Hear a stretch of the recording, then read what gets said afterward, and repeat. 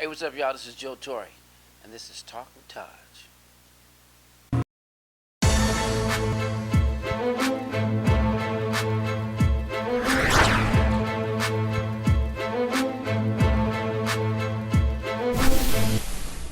What's up, everybody? Welcome to a special edition of Talk with Taj at the 2015 Circuit City Classic. Got the comedy show tonight, and we got the actor, comedian, Joe Torry. What's going on, brother? What's happening with you, man? You all right, man? How's your visit to Indianapolis so far? It's good to be back, in Naptown. I'm from St. Louis. A lot of people they may not remember, but this is it's one of my should I say one of my things to do is always make it to the Circuit City Classic for the weekend. I've been to so many of them. I've been to one in a while, but now I'm back, and it's gonna be. So, out of all the Circuit City Classics that you have been to, what's your best memory of it? I don't know, man. I mean, so many of them. You probably have to be my first one. Your first one that you go to and you score, probably get some booty. Then that'd be the best one. That was before I was married, but Message. yeah. I mean, I'm just I don't know. I don't have one favorite one. I mean, because I do a lot of classics. You know what I'm saying, but the Circle City Classic is one of the good ones. So I would say put them in the top 5 of classics. Circle City is one of them. I read that you graduated in broadcasting and journalism. What now? You don't really hear of comedians, having that kind of a degree and going into comedy. So, what made you want to do comedy versus going into um, using journalism?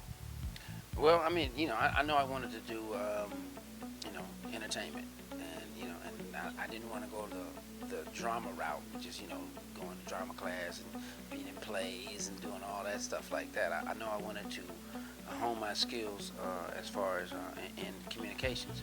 So broadcast journalism kind of expanded that area to radio, TV, film, print.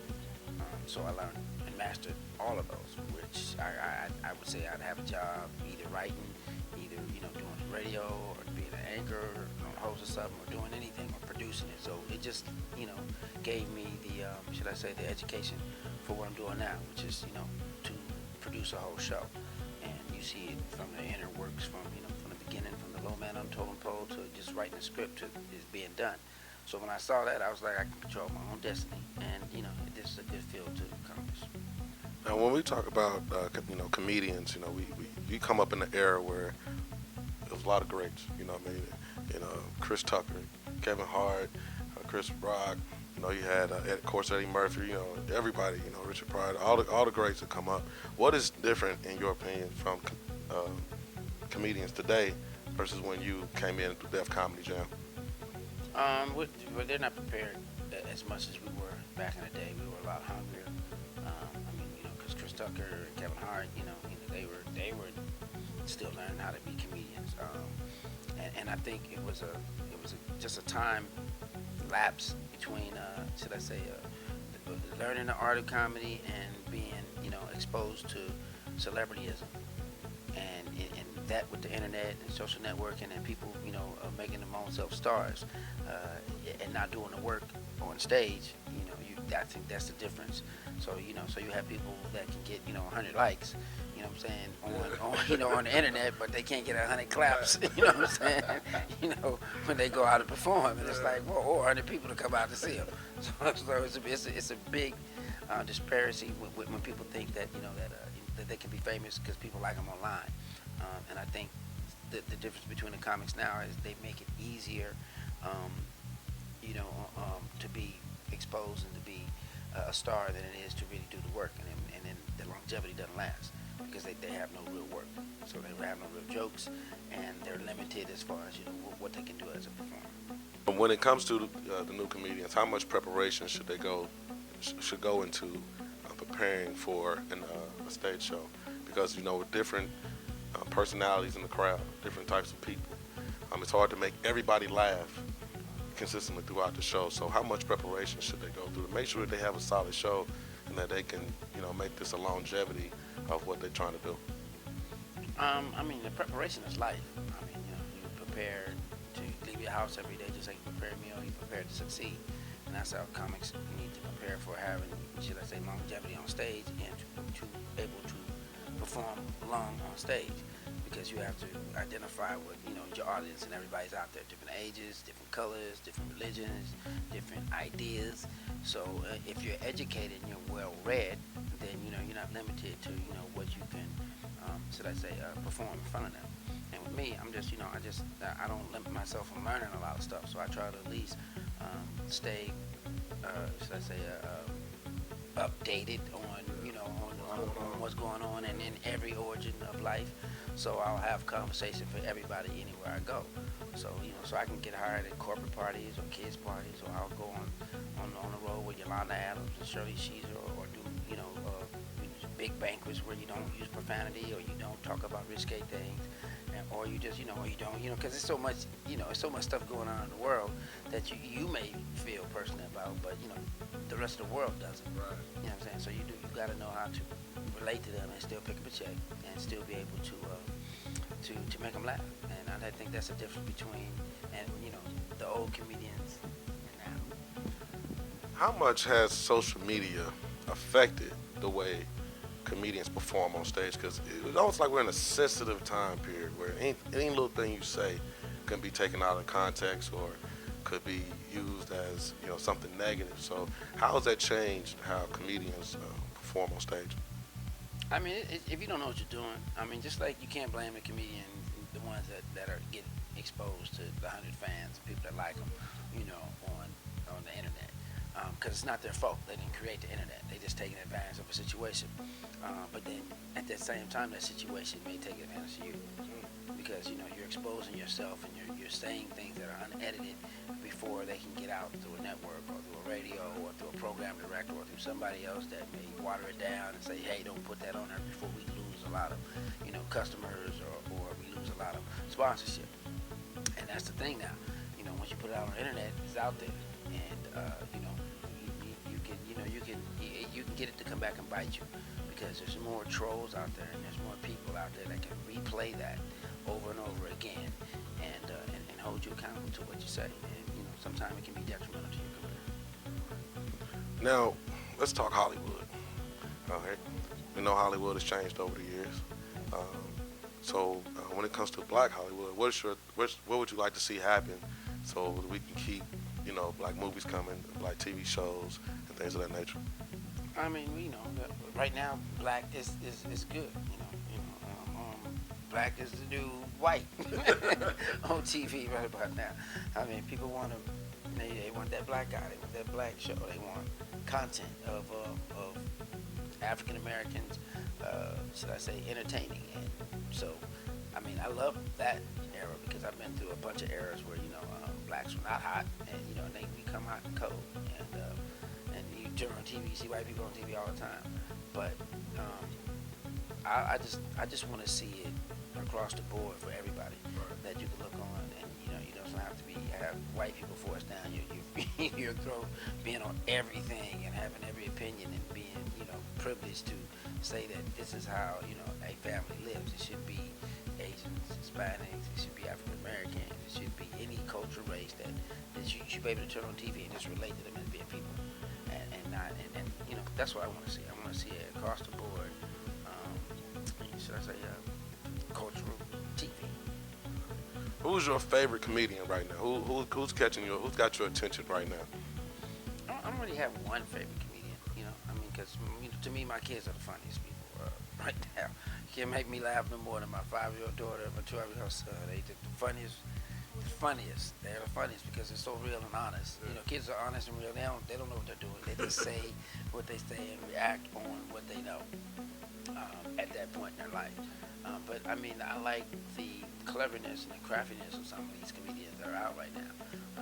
But I've fine-tuned some of the greatest comedians in the world, as far as they used to call me the comedy mechanic.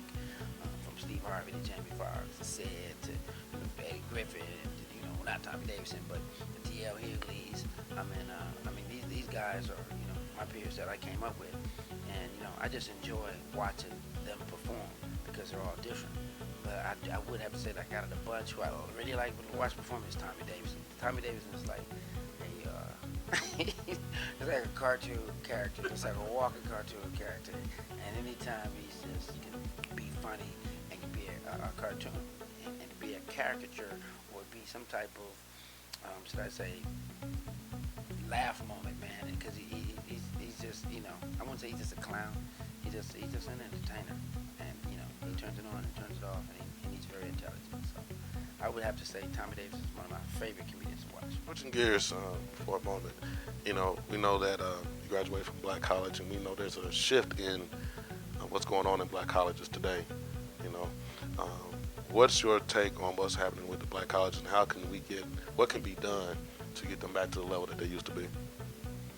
I mean, just support. You got to, alumni have to get back. The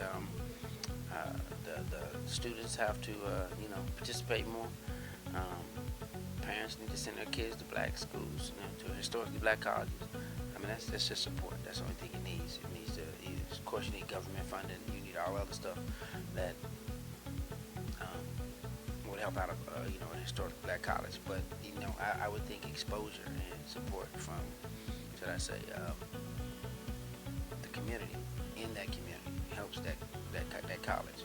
So if more people know about it, instead of like, it needs to be advertised, it needs to be held up high, it needs to be promoted.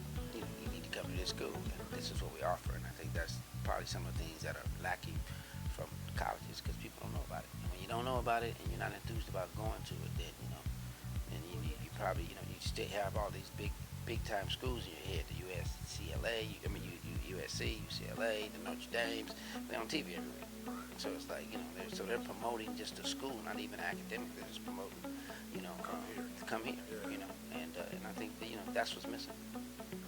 On Twitter recently, I saw that your dear friend and also one of the greats in the NBA, Moses Malone, but he recently passed away. What did he mean to you?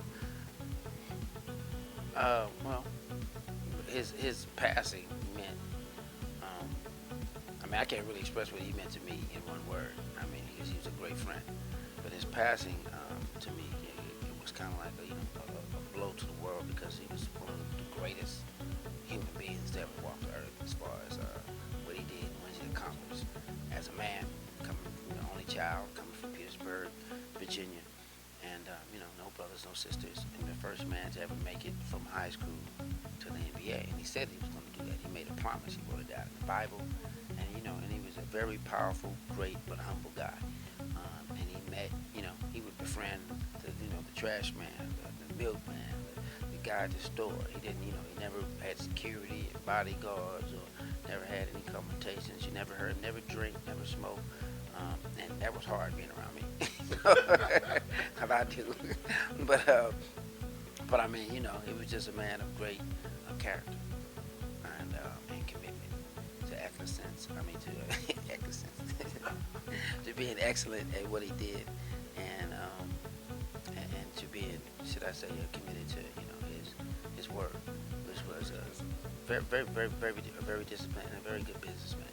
So a lot of people didn't know that, but for him to be almost 7 feet tall and to accomplish some of the world's greatest dreams, as far as in his heart, and to be as humble as he would, never bragged, never boasted. He would jump in my little, two-seater, $300 car, if I can, to pick him up. And to me, he was just, I'd say he was like one of God's angels walking around on earth, and making sure that people like me get a little taste of heaven. I always ask my guests on my show this question because everybody has a different view on this. The answers are always different. I want the people to, people always look at celebrities and they want to know how can they get there, what do they have to do. So what would be, if you could talk to comedians and even entertainers as a whole, and you can give them your 3 keys to success, what would that be? Well, I mean, one of the keys is you have to have a foundation, with yourself. That's just, and that foundation is, it is the groundwork of the structure and how much you can take and how much you can put out. And that's coming, your foundation will be your soul, your spirit, your mind. Because if that's not right, then you're not going to get the other things right. You're not going to be able to download the education and that you would need for what you're trying to do. So you have to be prepared. So if you don't have a foundation and you're not prepared, those are the two major things that you need to really have as far as making it. And the third thing would be a plan. It's a foundation together. You're prepared. You got a plan. You can make it in just about doing anything because your structure's strong. Your should I say your fortitude is going to always last because you're educated.